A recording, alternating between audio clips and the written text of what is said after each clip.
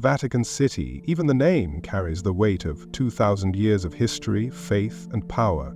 It is not just a place, but a symbol, a sovereign state nestled in the heart of Rome, protected by ancient walls and the unwavering gaze of the Swiss Guard.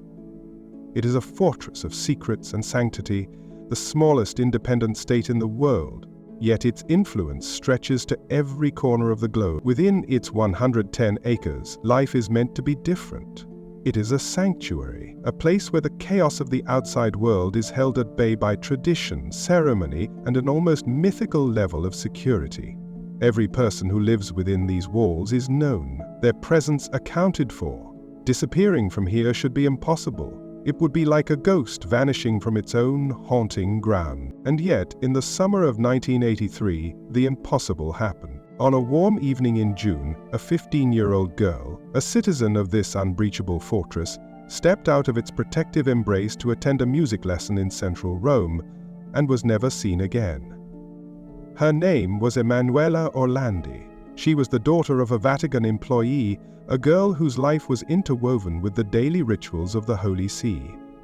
Her disappearance was not just a missing persons case, it was a fundamental violation of the natural order of the Vatican. It was a wound cut into the very heart of the Church, a wound that has refused to heal for over 40 years. Her face, captured in photographs with a bright, hopeful smile, would soon become one of the most famous images in modern Italian history.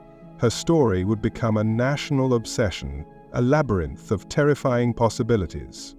In the weeks, months, and years that followed, her disappearance would be linked to spies and superpowers, to the man who tried to assassinate the Pope, and to the brutal enforcers of the Roman underworld. It would be tied to a vast financial scandal that reached the highest echelons of the Vatican Bank, shaking the institution to its core. And, most chillingly, it would be connected to whispers of a dark secret hidden within the sacred walls themselves, a secret so terrible that some would rather let a girl remain lost forever than allow it to see the light of day. This is not a story with easy answers. It is a story about silence, about questions met with stone walls, and about a family's 4-decade-long battle for the truth against one of the most powerful and secretive organizations on Earth. At the center of this sprawling, complex web of international intrigue and institutional denial is the simple, heartbreaking question: where is Emanuela? This is the full story of the Vatican's missing girl. To truly comprehend the 40-year shadow cast by Emanuela Orlandi's disappearance, one must first step inside her world. It was a world almost no one on Earth experiences. Before she was a face on a missing poster, before her name became a symbol of institutional silence, she was a daughter of the Vatican. Not in a metaphorical sense, but a literal one. She was a citizen of the smallest sovereign state in the world, a 110-acre kingdom of faith and stone sealed within the city of Rome. To live there is to exist in a place outside of ordinary time. The air itself feels different, thick with the weight of 2,000 years of history.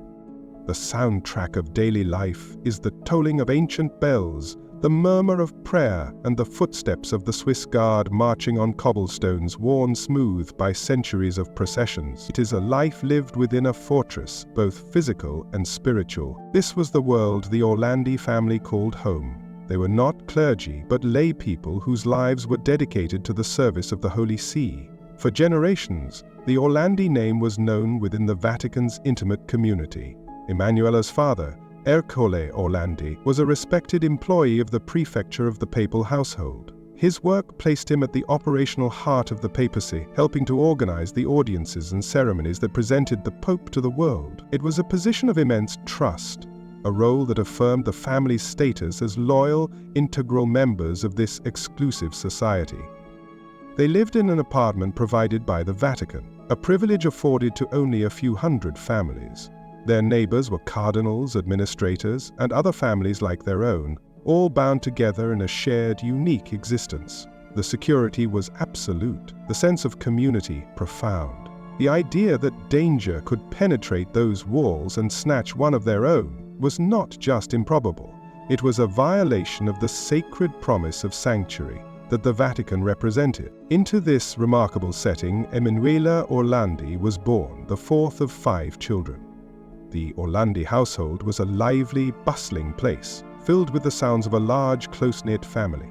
She grew up alongside her siblings, Natalina, Pietro, Federica, and Maria Cristina, in an environment where the grand rituals of the church were simply part of the backdrop of a normal family life. Yet for all the extraordinary circumstances of her address, Emanuela was a girl defined by the universal passions and dreams of adolescence in the early 1980s. Friends and family remember her not as a quiet, pious figure, but as a teenager with a vibrant spirit, a quick laugh, and a formidable strength of will. She was cheerful and kind, but also determined, with a clear sense of who she was and what she wanted from life. Her greatest passion, the force that truly animated her, was music.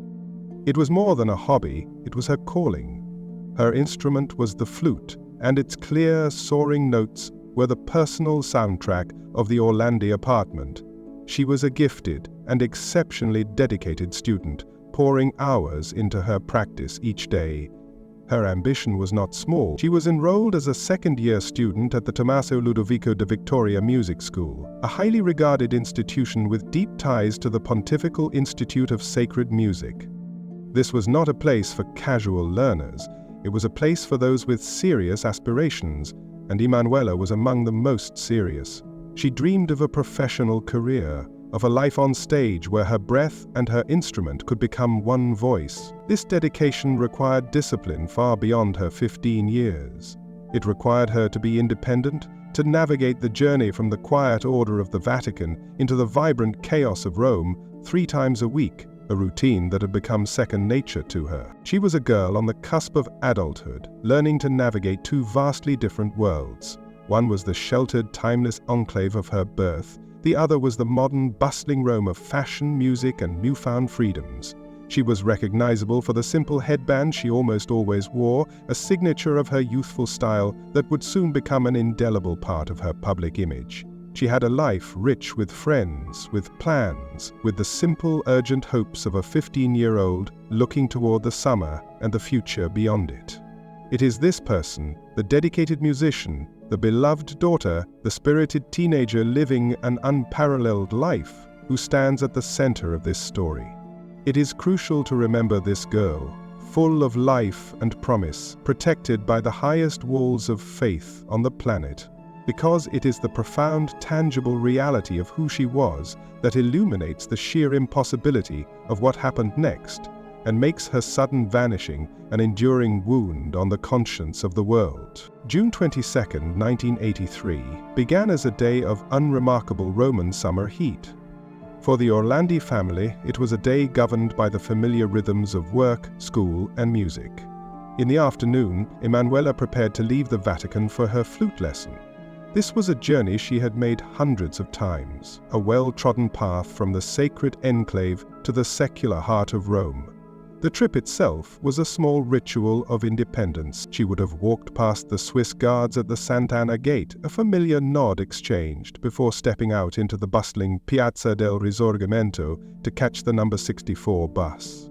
The route was direct, cutting through the city's historic center, a river of traffic and tourists flowing past ancient monuments. For a 15-year-old girl from the quietest corner of the world, it was a routine trip into the vibrant energy of her city. But on this day, something was different. Emanuela arrived at her music school, housed in the Gran Palazzo di Sant'Apollinare, later than usual. Her lesson was scheduled for 4 o'clock in the afternoon, but she did not arrive until 10 minutes past the hour.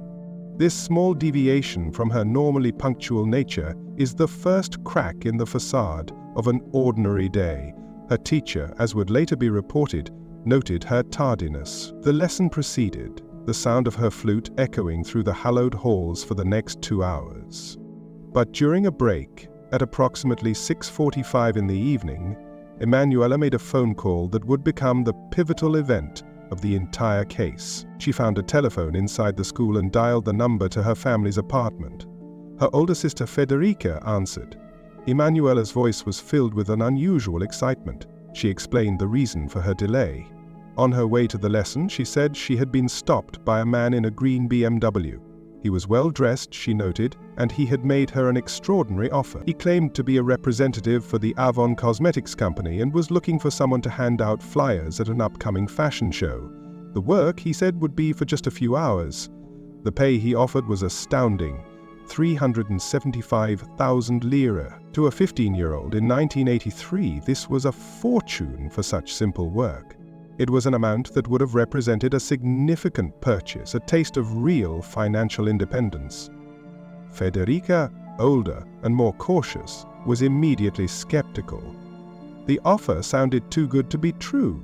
She listened as Emanuela relayed the details, her younger sister's voice buzzing with the possibility. Federica's advice was firm and sensible. Tell the man no, that she had to speak with their parents first and come straight home.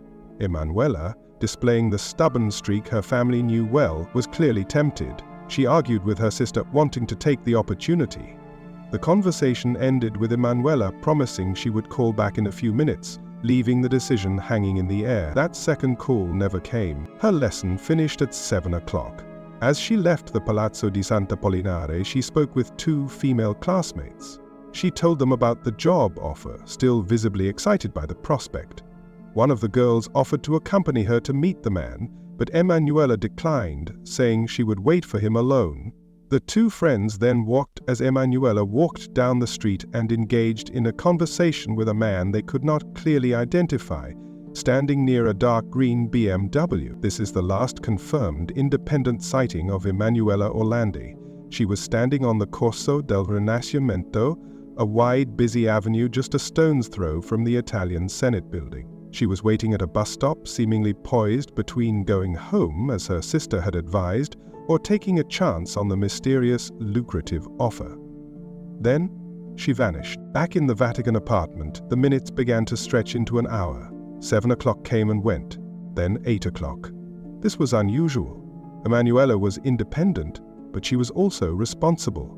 The Orlandi family's initial annoyance, the kind any parent feels when a teenager misses their curfew, slowly began to curdle into a quiet, gnawing anxiety. Ercole Orlandi, her father, began making phone calls. He called the music school, but it was closed.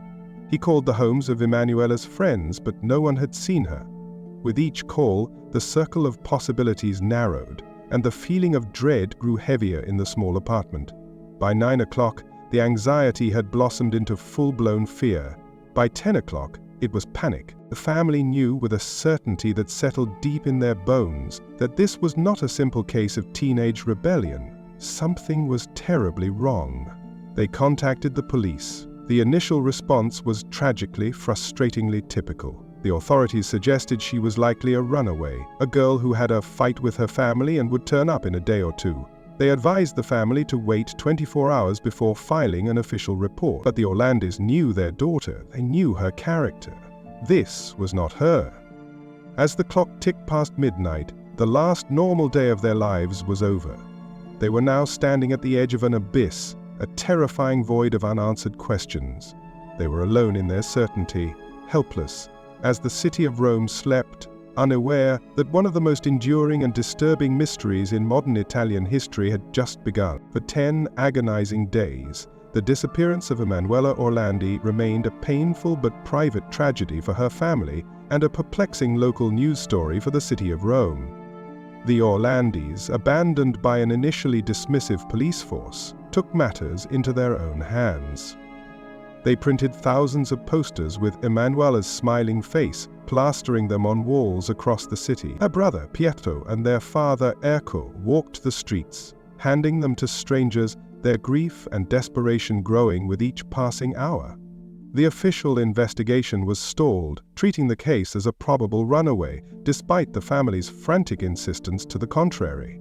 The trail was growing colder by the second, and then, on Sunday, July 3, 1983, everything changed. From the window of the Apostolic Palace overlooking St. Peter's Square, Pope John Paul II delivered his weekly Angelus prayer. But on this day, he broke from tradition.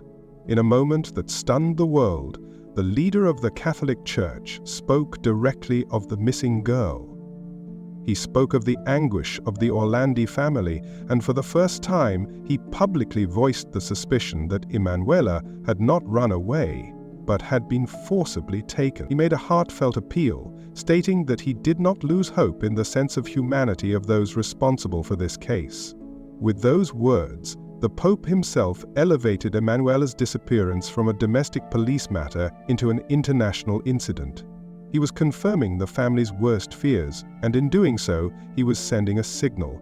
He was speaking not just to the crowd below, but to whomever was listening in the shadows. Just 2 days later, the first response arrived. A phone call came to the Vatican press room. The caller spoke with a faint, unidentifiable accent. He claimed to be holding Emanuela Orlandi. He said he was calling in response to the Pope's appeal. And then he laid out a demand so shocking, so politically explosive, that it would define the case for years to come. He demanded the release of Mehmet Ali Ağca. Mehmet Ali Ağca was, at that moment, one of the most infamous men on the planet. A Turkish ultra-nationalist and trained assassin, he was serving a life sentence in an Italian prison for a singular, world-shaking crime. On May 13, 1981, he had stood in St. Peter's Square and shot Pope John Paul II, nearly killing him. Now, a mysterious caller was claiming that a 15-year-old Vatican citizen was a bargaining chip for this man's freedom. The kidnapper, who would soon identify himself only as the American due to his supposedly non-Italian accent, established a complex and cruel system of communication. He would call the Orlandi family, he would call their lawyer, and he would call the ANSA news agency, creating a triangle of terror and media frenzy. To understand why this demand was taken so seriously, one must understand the geopolitical climate of 1983. The world was locked in the icy grip of the late Cold War. The assassination attempt on the Polish Pope was widely believed by Western intelligence agencies not to be the act of a lone gunman, but a plot orchestrated by the Bulgarian Secret Service, acting as a proxy for the Soviets in Moscow. The motive was clear. Pope John Paul II was a fierce opponent of communism and a powerful spiritual supporter of the Solidarity movement in his native Poland, which threatened to break the Soviet Union's grip on Eastern Europe. Silencing the Pope was a strategic goal. Mehmet Ali Ağca was the key witness who could definitively prove this Bulgarian connection in a court of law. If he were released and spirited away, the case against the Eastern Bloc would collapse. Suddenly, Emanuela's disappearance fit into a terrifyingly logical, high-stakes political equation. Was it possible that a foreign intelligence service had kidnapped a Vatican citizen, a symbol of the Pope's own household, to use as leverage?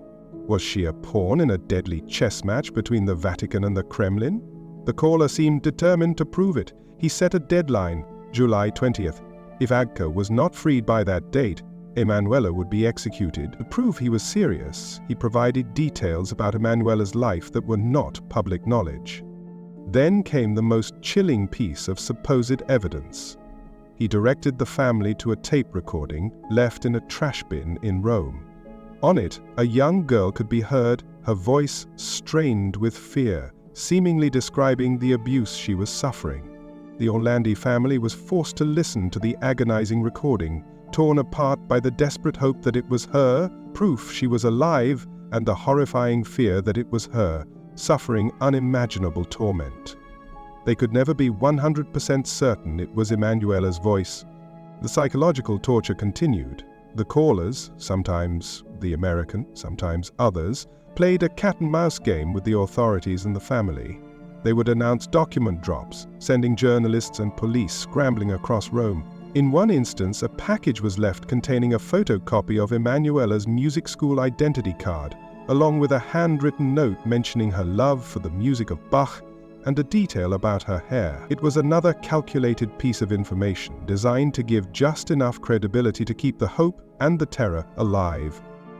The Vatican itself, through its Secretary of State, Cardinal Agostino Casaroli, became a direct negotiator, acknowledging the legitimacy of the Ağca link and working behind the scenes. The case was no longer about a missing girl, it was a full-blown state-level crisis. But as the July 20th deadline passed with no resolution, the theory began to fray. The calls became more sporadic, the demands more convoluted. The trail, once burning hot with international intrigue, slowly went cold.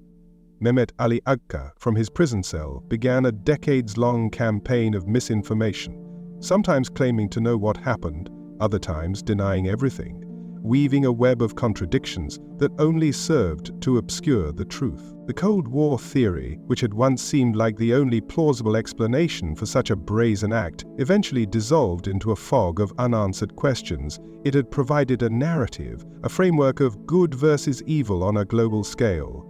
But it had not brought Emanuela home. It had only succeeded in dragging her family through months of false hope and crushing disappointment, leaving them to wonder if this grand international plot was the real story, or just the first most elaborate lie in a labyrinth of deception. As the years passed, the Cold War theory, with its shadowy spies and geopolitical motives, began to feel less like a solid explanation and more like a smokescreen. The trail of the American had evaporated, leaving the Orlandi family with nothing but painful memories of a cruel game. The investigation was adrift. But in the criminal underworld of Rome, a different story had been whispered for years. A story that was darker, more intimate, and in many ways more terrifying. It suggested Emanuela's fate was not decided in Moscow or Washington, but in the back alleys and lavish apartments of her own city, by a power that ruled Rome with a bloody fist. This was the era of the Banda della Magliana, the Magliana gang. The Magliana gang was not a simple criminal outfit. In the late 1970s and throughout the 80s, they were a criminal empire. They were the undisputed kings of Rome, a ruthless federation of batteries or crews that had unified the city's underworld for the first time. They controlled everything: drug trafficking, prostitution, illegal gambling, and their specialty, kidnapping for ransom. They were brutally efficient, leaving a trail of bodies across the capital. But their true power lay in their connections. They were the nexus where crime, politics, finance, and right-wing terrorism all met. They had ties to the Italian secret services, to neo-fascist militants, and, as the story of Emanuela Orlandi would eventually suggest, to the highest levels of the Vatican itself. At the head of this fearsome organization was a man who embodied its contradictions, Enrico de Pedis, better known as Renatino. He was not a brutish thug. De Pedis was handsome, charismatic, intelligent, and a sharp dresser. He moved with ease through Rome's high society, a respected businessman to the outside world. But behind the charming facade was a cold-blooded killer, the strategic and undisputed leader of the city's most violent gang. He was a man who held the power of life and death in his hand, and for years rumors had persisted that he was involved in the Orlandi case. These were just whispers, however, until a single phone call blew the case wide open. The year is 2005. The popular Italian television program, Chi l'ha visto, which translates to Who Has Seen Him, was airing a segment on the enduring mystery of Emanuela Orlandi. The phone lines were open. Suddenly, a call came in. The voice was anonymous, male, and spoke with a chilling calm. He said, "Regarding the Emanuela Orlandi case, to find the solution, go and see who is buried in the crypt of the Basilica of Sant'Apollinare and the favor that Renatino did for Cardinal Poletti." Then he hung up. The implication was staggering. The Basilica of Sant'Apollinare was the very same building that housed Emanuela's music school. It was the last place she was seen. The caller was claiming that Enrico de Pedis, the infamous head of the Magliana gang, who had been gunned down by rival mobsters in 1990, was buried in this holy place. A privilege like that is normally reserved for popes, cardinals, and saints. Why would a notorious gangster be granted such an honor? The second part of the caller's message provided the alleged answer. It was a favor for Cardinal Ugo Poletti, who was the vicar of Rome at the time of de Pedis' death. The connection was now explicit. The head of the Roman underworld was buried in a Vatican basilica, the last known location of the missing girl. This bombshell revelation led investigators to a key figure, Sabrina Minardi, the former mistress of Enrico de Pedis. When she was finally tracked down, she was a shadow of her former self, her life ravaged by years of drug abuse. But her memory, though sometimes fragmented and contradictory, held what she claimed was the key to the entire mystery. In a series of explosive testimonies, she laid out a detailed, horrifying narrative. She claimed that Enrico de Pedis had personally orchestrated the kidnapping of Emanuela Orlandi. She said that she herself was ordered to pick Emanuela up and drive her to a safe house. She described the 15-year-old girl crying in her car. The motive, according to Minardi, was not ransom, it was leverage. She claimed the kidnapping was a job, an order that de Pedis had taken from a higher power. Archbishop Paul Marcinkus, the controversial American prelate who ran the Vatican Bank. The purpose was to send a message, to exert pressure on figures inside the Vatican who owed the Magliana gang vast sums of money. Minardi's story was a labyrinth of shocking details. She claimed Emanuela was held for a period of time, moved between different apartments in Rome before the situation spiraled out of control. Ultimately, she alleged, the girl was killed and her body was disposed of in the most brutal way imaginable. Encased in concrete at a construction site on the outskirts of Rome, investigators were faced with a dilemma. Minardi was an unreliable witness. Her story changed over time, the details shifting. But she also provided information that was eerily accurate, describing locations and events that investigators were later able to verify, details she seemingly could not have known unless she had been involved. The pressure mounted, and in 2012, after years of legal wrangling, the Italian authorities received permission to do the unthinkable. They opened the tomb of Enrico de Pedis inside the Basilica of Sant'Apollinare. As the world watched, investigators searched the crypt of a gangster, buried alongside priceless religious art. Emanuela's body was not found, but the act itself was a profound confirmation of the unholy alliance between the Roman underworld and the Vatican. The focus of the case had now shifted permanently. The question was no longer about spies and superpower. It was about gangsters, money, and secrets held within the church itself. The Magliana gang theory suggested that Emanuela Orlandi had stumbled into a war not between nations, but between the Vatican and the mob, and had paid the ultimate price. The testimony of Sabrina Minardi, the gangster's mistress, had pointed a trembling finger directly at the Vatican. She claimed the fearsome head of the Magliana gang, Enrico de Pedis, had kidnapped Emanuela Orlandi. But her most explosive claim was the motive. It was not a crime of passion, nor was it for a simple ransom. It was, she alleged, a job, an order from on high, from a man in a position of immense power within the church itself. To understand why one of the most violent criminal organizations in Italian history would take orders from a figure inside the Vatican, you have to follow the oldest rule in any investigation. Follow the money. And in 1980s Italy, all rivers of dark money, it seemed, eventually flowed into one place: the Institute for the Works of Religion, better known as the IOR, the Vatican Bank. The IOR is not a bank in the conventional sense. It is the private, sovereign financial institution of the Holy See. It operates under a unique veil of secrecy beyond the reach of any outside regulators, auditors, or law enforcement. In the 1970s and 80s, it was presided over by a man who seemed more like a corporate raider than a cleric. The American Archbishop Paul Marcinkus, nicknamed the Gorilla for his imposing physical stature and blunt, no-nonsense demeanor, Marcinkus ran the IOR with a singular focus on increasing the Vatican's wealth and political influence. He believed the Church needed financial strength to fight its battles, most notably the Cold War against atheistic communism, and he was willing to make alliances in the shadows to achieve that strength. His most important partner in the secular world was a man named Roberto Calvi, the chairman of Italy's largest private bank, Banco Ambrosiano. Calvi was known as God's banker for his exceptionally close ties to Marcinkus and the IOR, which was a major shareholder in his bank. Together, Marcinkus and Calvi, along with another shadowy financier named Michele Sindona, who had deep ties to the Sicilian mafia, created a labyrinthine financial empire. They used the IOR's unique offshore status to establish a vast network of shell companies in places like Panama, Luxembourg, and the Bahamas. These ghost entities existed only on paper, designed for one purpose: to move massive amounts of money around the globe away from prying eyes. For years, this unholy alliance was spectacularly profitable.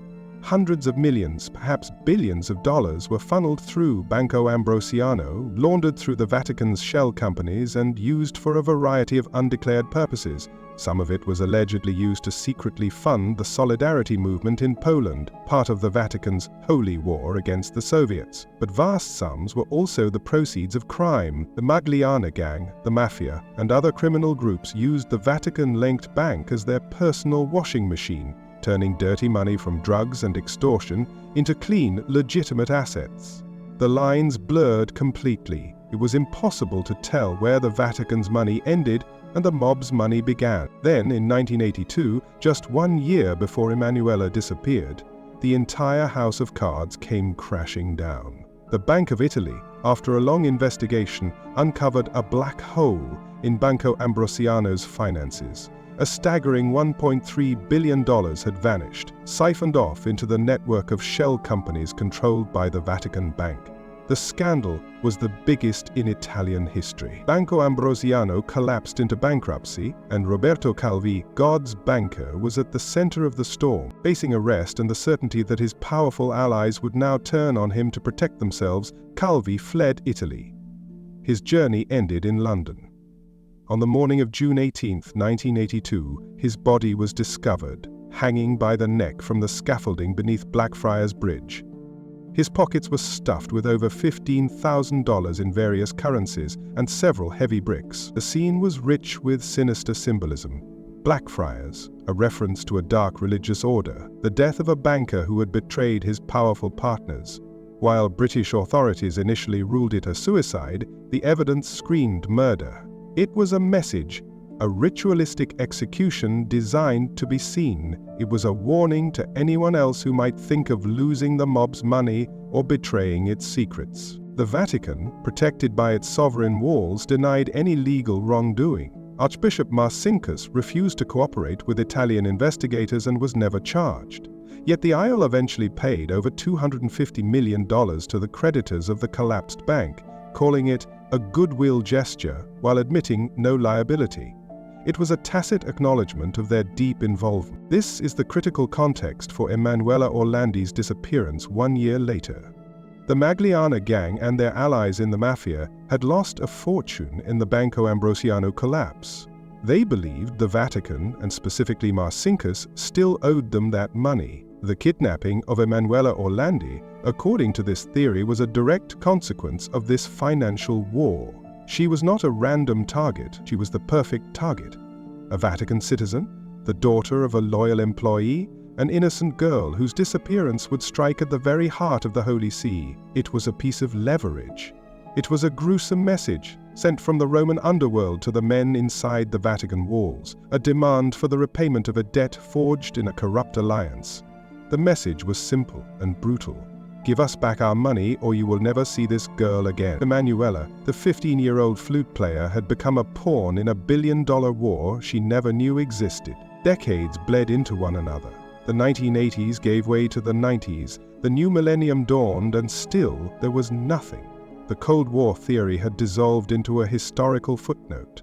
The Magliana gang theory, while compelling, had led to a dead end in a gangster's crypt. For the Orlandi family, these years were a relentless, grinding purgatory. The world moved on, but they remained trapped in the amber of June 22, 1983. The Vatican, the institution at the center of every credible theory, maintained a posture of impenetrable silence.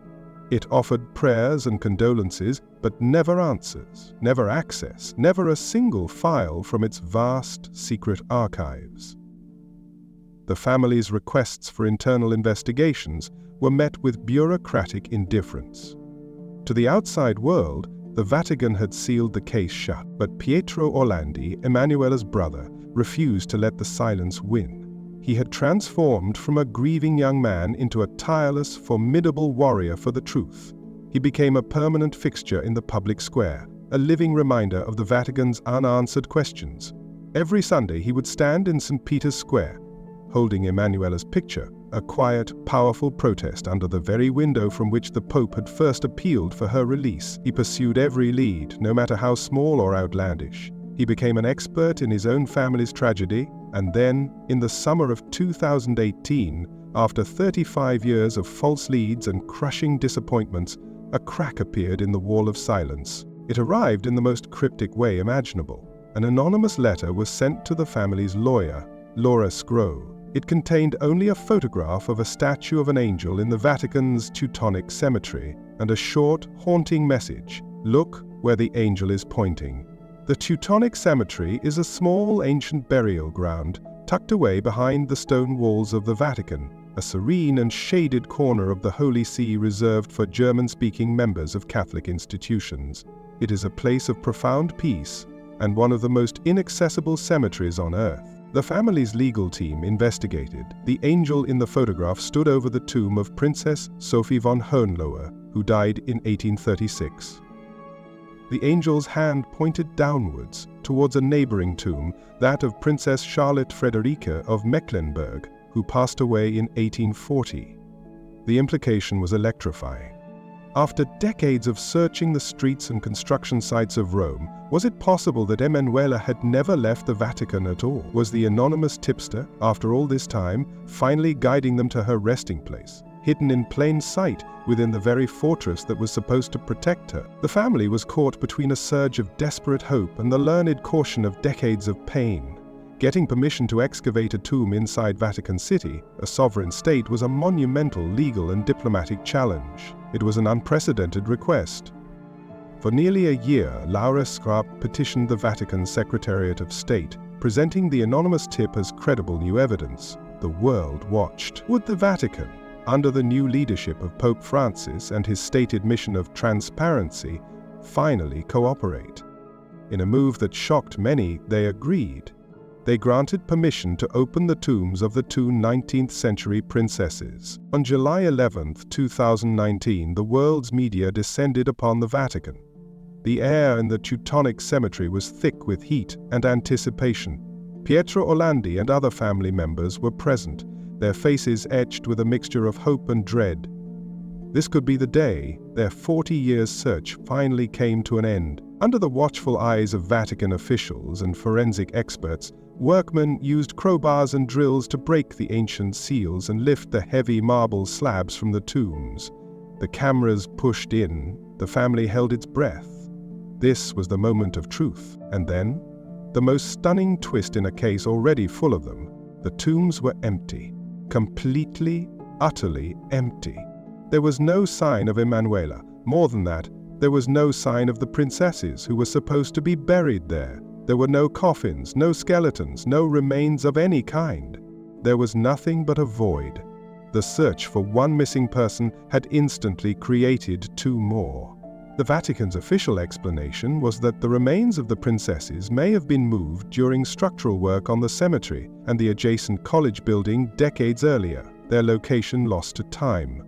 But for the Orlandi family, and for a skeptical public, this explanation was impossibly thin. It felt like another layer of obfuscation. A promised answer had dissolved into an even more profound and disturbing mystery. The day seemed destined to end in utter failure, but as officials were inspecting the site, they made another discovery. Beneath a manhole cover near the now empty tombs, they found two hidden ossuaries, underground chambers filled with bones. It was a chaotic, jumbled collection of thousands of bone fragments. The Vatican, now under immense pressure, announced that these bones would be tested.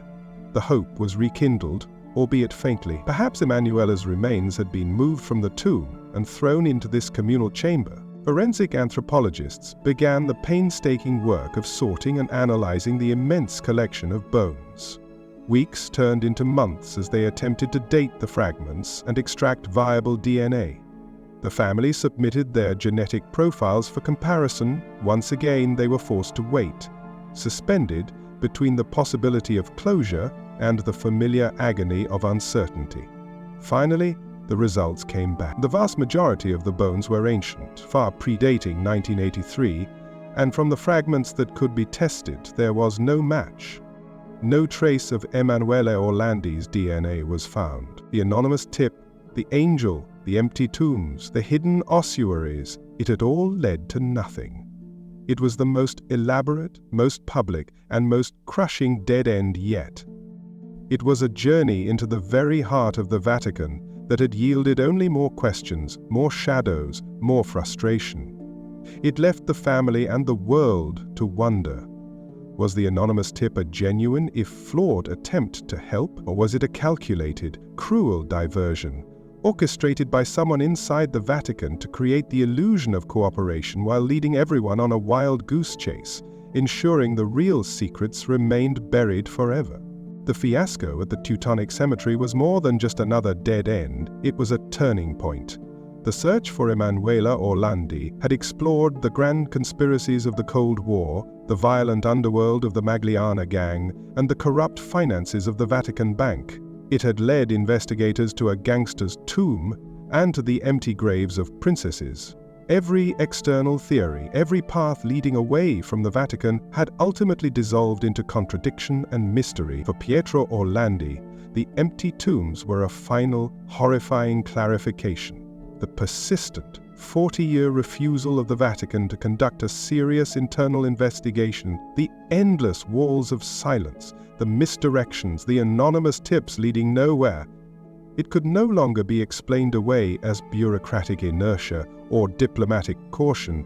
He came to believe it was a conscious, deliberate, and active cover-up, and that led him and many others to the one possibility they had long resisted, the theory that was too terrible to contemplate.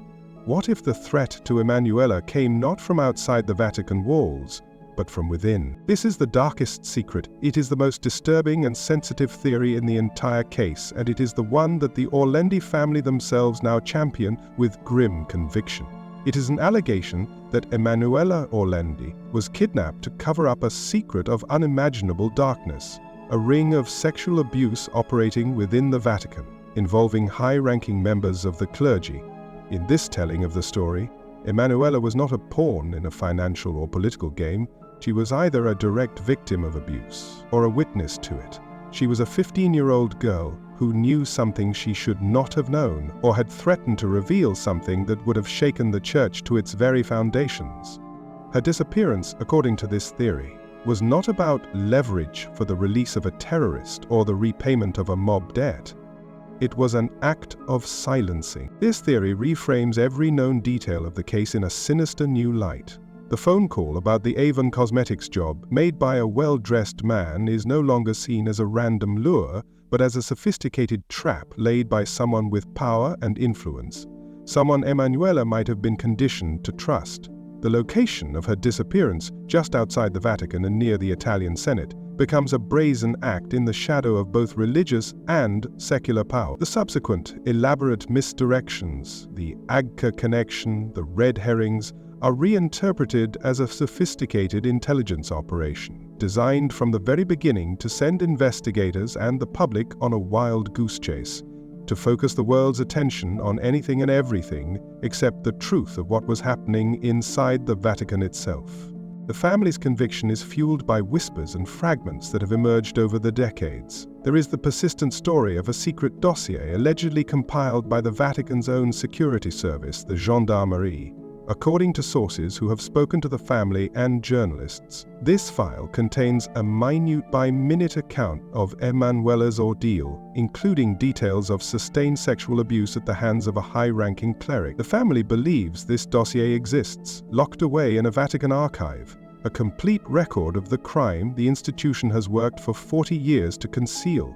Pietro Orlandi has publicly stated that a former Vatican gendarme, a man who served for decades inside the walls, confided in him that he had seen the file and that its contents were shocking. Furthermore, the family has claimed that they were told the name of a cardinal who was allegedly involved. They have been unable to state the name publicly for fear of legal repercussions, but the implication hangs heavy in the air that the man responsible for Emanuela's fate was not a spy or a gangster, but a prince of the church, a man who was protected and continues to be protected by the institution he served.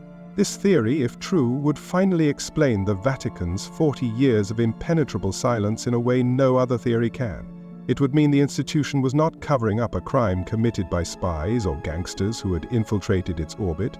It would mean the institution was covering up for itself, protecting its own consecrated men from justice. It presents the ultimate, most profound tragedy of the Orlandi case. It posits that a family of devout Catholics who lived their lives in loyal service to the Holy See had their daughter stolen from them by the very power they revered.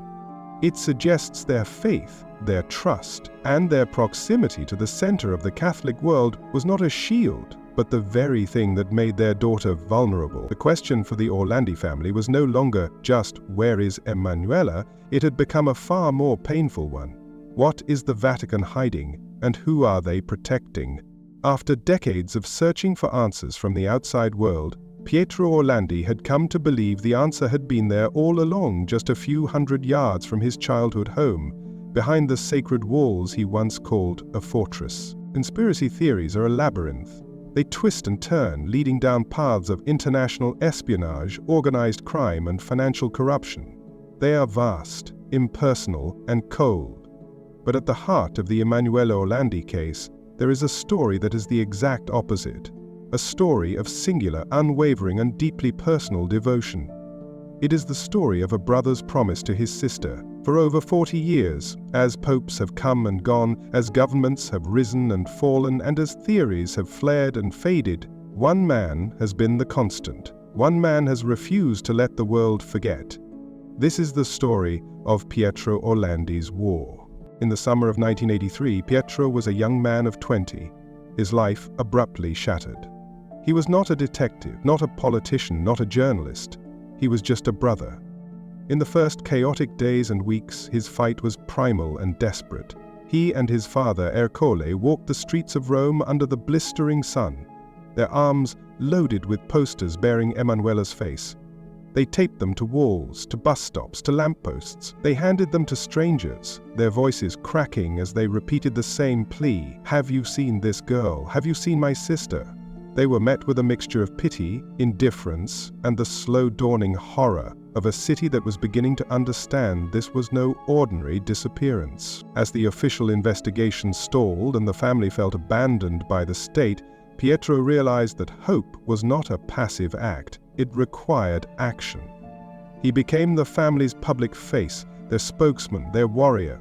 He learned to navigate the treacherous world of the media, understanding instinctively that public attention was his only weapon against the immense power of institutional silence. He gave countless interviews, his face etched with a grief that never aged, becoming synonymous with the case itself. He appeared on television programs like C'è la Città so many times that he became a part of the show's own history, a recurring character in Italy's longest-running tragedy. But his most powerful and symbolic act of defiance took place in the very heart of the power he sought to hold accountable. He began a ritual of protest in St. Peter's Square.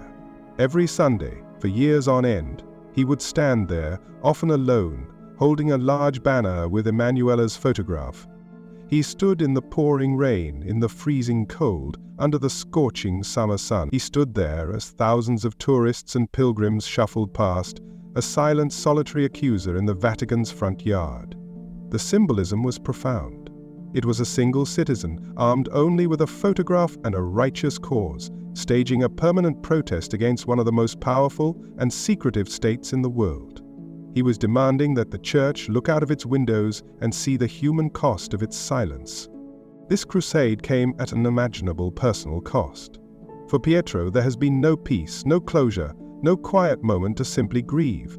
His life has been a relentless cycle of hope and despair. Every anonymous tip, every new lead, every supposed deathbed confession forced him to relive the trauma anew.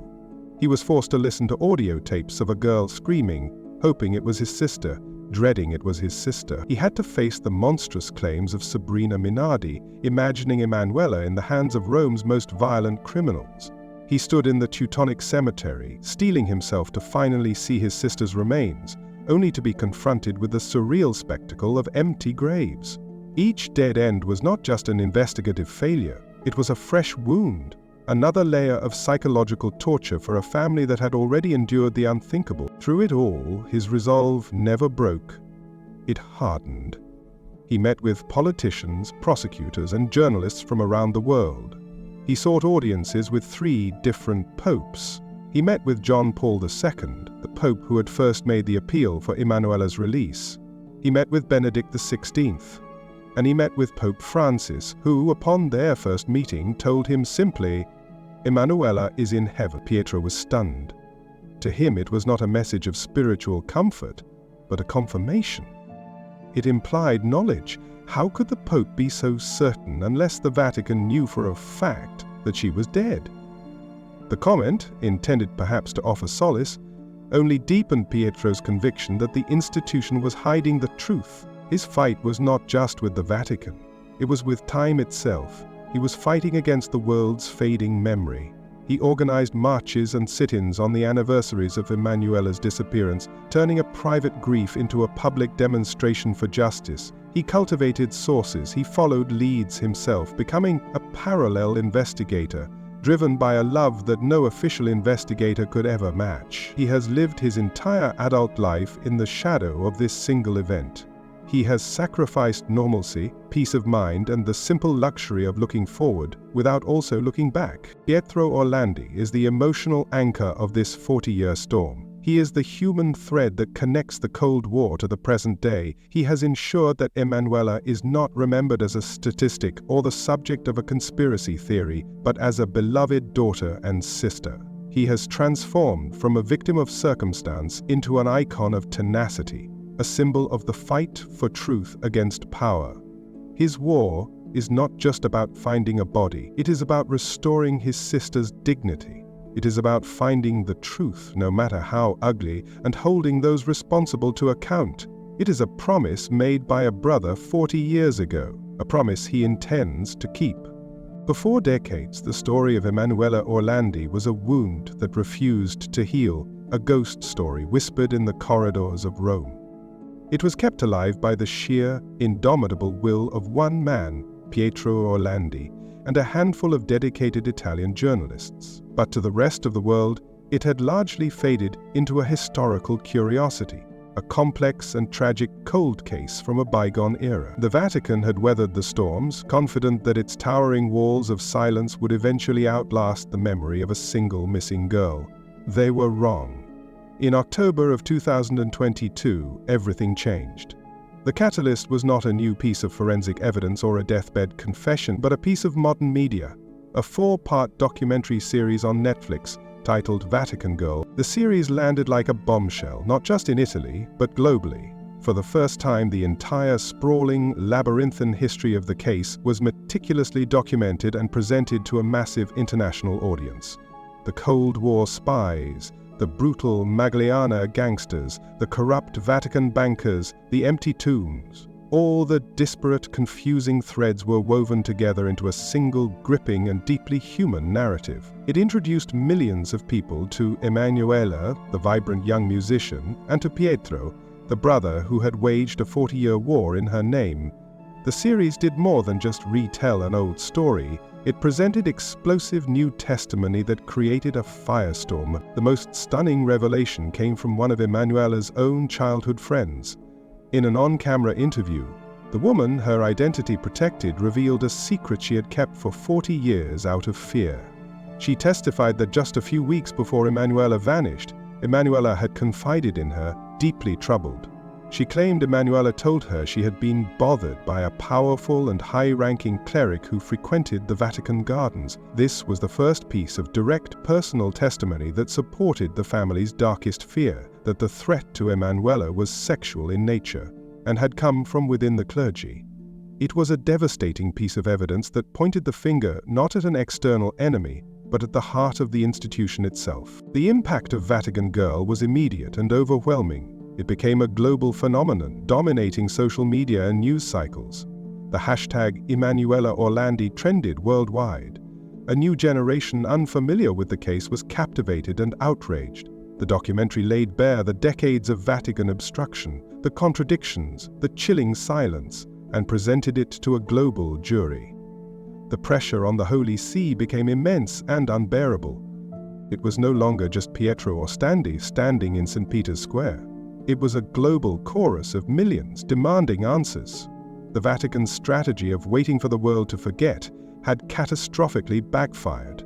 The world was now paying closer attention than ever before. And then, the unthinkable happened. In January of 2023, just 3 months after the documentary aired, the Vatican made a historic announcement. The promoter of justice, Alessandro Diddi, the chief prosecutor of the Vatican city-state, declared that he was officially opening a new file on the disappearance of Emanuela Orlandi. After 40 years of steadfastly refusing to conduct a meaningful internal inquiry, after claiming the case was a matter for Italian authorities, the Vatican was finally investigating itself. It was a seismic reversal, a direct result of the unprecedented public pressure. The Vatican promised to re-examine all the evidence, to re-interview old witnesses, and to finally open its own archives. For Pietro Orlandi and his family, it was a moment of vindication, but also of deep skepticism. They had been given false hope too many times before. Was this a genuine search for truth, or a sophisticated public relations move designed to quell the firestorm created by the documentary? The momentum, however, was now unstoppable. The Vatican's announcement created a domino effect within Italy. The renewed public outrage fueled a powerful cross-party movement in the Italian parliament. Politicians argued that if the Vatican was finally willing to investigate, then the Italian state must do the same, with the full force of its legal authority. In May of 2023, the Italian parliament voted overwhelmingly to establish its own bicameral commission of inquiry into the Orlandi case. This was a monumental development. A parliamentary commission would have powers that no prosecutor had ever fully utilized. It could subpoena witnesses, compel testimony under oath, and demand access to documents, even those held by the secret services or potentially the Vatican itself. For the first time in 40 years, the wall of silence was facing a two-front assault. One investigation inside the Vatican walls, and another, independent and powerful, outside. The story was no longer a cold case. It was a live, active, and high-stakes political and criminal investigation.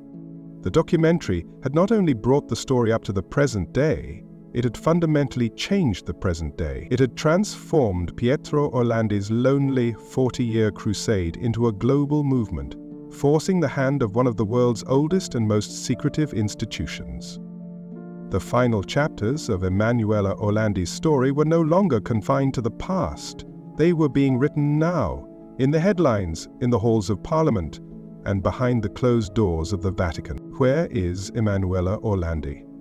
After 40 years, after 9 chapters of a story that has spiraled through the highest echelons of global power and the darkest corners of the Roman underworld, we are left with the same simple, devastating question that Ercole and Maria Orlandi first asked on a hot summer evening in 1983. The journey to find an answer has led us through a labyrinth, a maze of mirrors where truth is distorted and every path leads to another, more complex, more disturbing question. We have walked the corridors of Cold War espionage, where Emanuela was imagined as a pawn in a geopolitical chess match between the Vatican, the KGB, and the CIA, a bargaining chip for the freedom of a papal assassin. We have descended into the brutal world of the Banda della Magliana, where a gangster's mistress claimed the kidnapping was a brutal message sent to the Vatican over lost drug money. That path led us through the gilded, corrupt world of the Vatican Bank, a world of shell companies, murdered bankers, and a $1.3 billion black hole, suggesting Emanuela was kidnapped as leverage in a financial war between the mob and the church. We have stood in the sacred ground of the Teutonic Cemetery, watching as ancient tombs were opened to reveal nothing but a void, a cruel and elaborate misdirection, and we have confronted the darkest theory of all, that Emanuela was a victim or a witness of secrets kept within the Vatican walls themselves and was silenced to protect the guilty. Each theory is compelling, each theory is plausible, and each theory is riddled with contradictions and unanswered questions, but they are not mutually exclusive. It is possible that elements of all of them are true, a horrifying convergence of crime, money, politics, and sin. Yet, Through the fog of these competing narratives, one thing has become undeniably, chillingly clear. The common denominator in every major theory, the nexus point where all the dark lines of this story cross, is the Vatican. Whether as a victim of external pressure or as the perpetrator of an internal cover-up, the institution is at the absolute center of the mystery, and that is what gives the silence its weight. The 40 years of silence from the Vatican has not been a passive absence of information. It has been an active, strategic force. It is a wall built brick by brick, year by year, to conceal, to deflect, and to outlast. It is a silence that has protected powerful men from archbishops to cardinals. It is a silence that has allowed evidence to be lost, witnesses to die, and memories to fade. It is a silence that has crushed a family under its immense, unbearable weight. After 40 years, the only certainty in the case of Emanuela Orlandi is that there is no uncertainty for some. People know. Within the Italian state, within the secret services, and most certainly within the Vatican, there are individuals who know what happened to the 15-year-old daughter of their employee. They know who took her, they know why, and they know where she is. The lack of a resolution is not a testament to a perfect crime, but to a perfect cover-up. Today, 2 new investigations, one by the Vatican and one by the Italian Parliament, offer a glimmer of hope. A chance that the wall of silence might finally be breached. But for the Orlandi family, hope is a dangerous and painful thing. What they seek now is not vengeance, but the most basic of human rights: the right to know, the right to have a grave to visit, a place to mourn, a final answer to end their 40-year purgatory. They want the dignity of the truth for the sister and daughter they have never stopped loving. In the end, this is not a story about spies or gangsters or popes. It is the story of a girl with a flute and a passion for music, a girl with a bright smile and a life of promise, who vanished from the street on her way home.